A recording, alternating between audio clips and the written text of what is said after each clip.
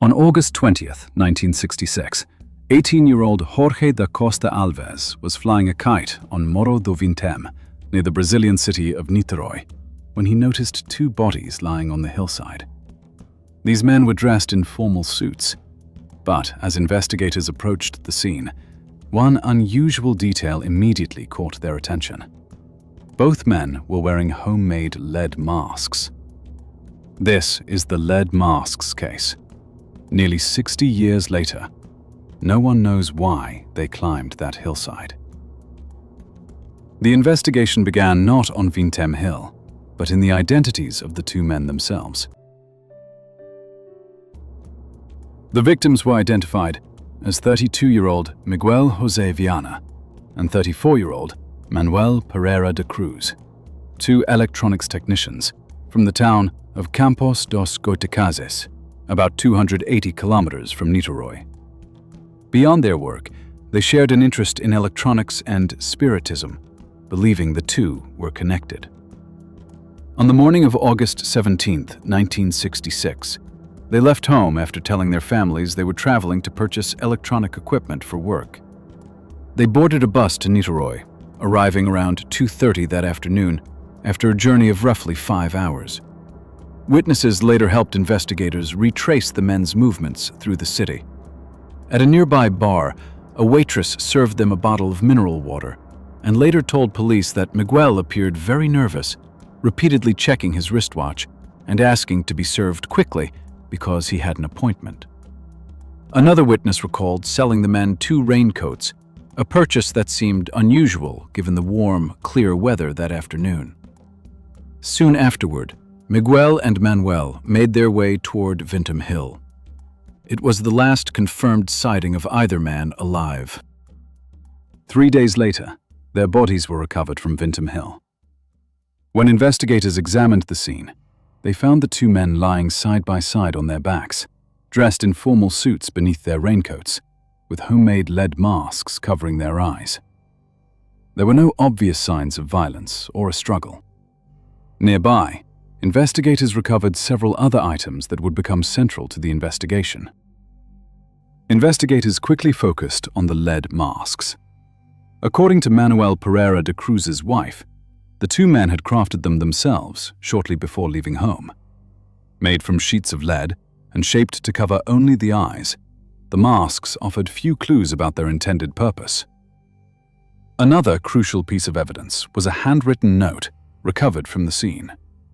Written in Portuguese, it contained a series of timed instructions directing the men to arrive at a designated location, ingest capsules, await a signal, and use the masks. Additional notebook pages contained technical notes, including electrical calculations based on Ohm's law. While they reflected the men's background in electronics, nothing linked those pages directly to the events on Vintém Hill. The instructions appeared to outline the men's intentions after arriving on Vintém Hill.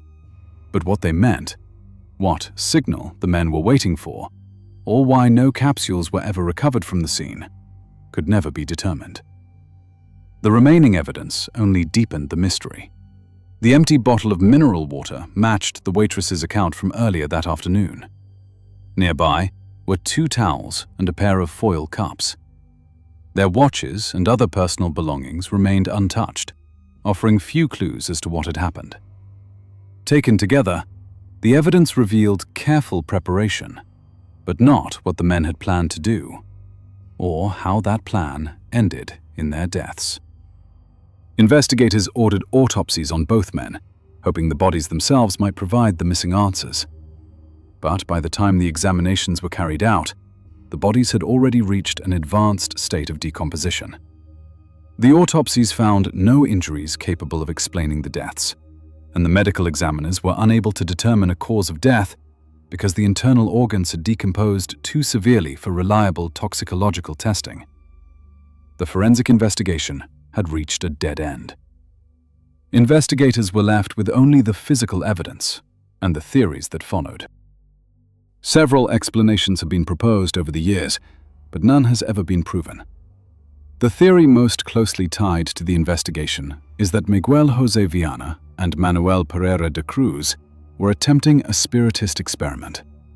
Their friend, Elcio Correa Gomez, told investigators the two men belonged to a group interested in combining electronics with spiritism.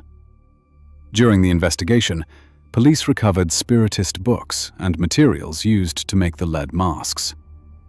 Supporters of this theory point to those findings, along with the handwritten note, as evidence that the men intended to carry out such an experiment. Another theory centers on the capsules mentioned in the note.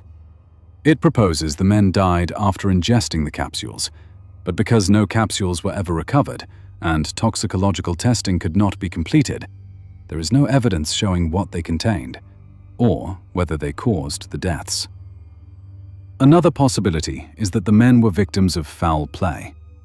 Police later discovered Miguel and Manuel had left Campos carrying approximately 2.3 million cruceros. When their bodies were recovered, only about 157,000 cruceros remained. The missing money led some investigators to suspect robbery. 3 years later, in 1969, a convicted criminal named Hamilton Bizani confessed to robbing and poisoning the two men. Police took him to Vintém Hill to reconstruct his account of the events, but his story conflicted with the known evidence and the geography of the scene. Police concluded that his confession was false. No suspect was ever identified, nor was any evidence found linking another person to the deaths. Police also examined reports of an allegedly similar 1962 case involving electronics technician Hermes Luis Feitosa. Despite the reported similarities, no evidence ever established a connection between the two cases.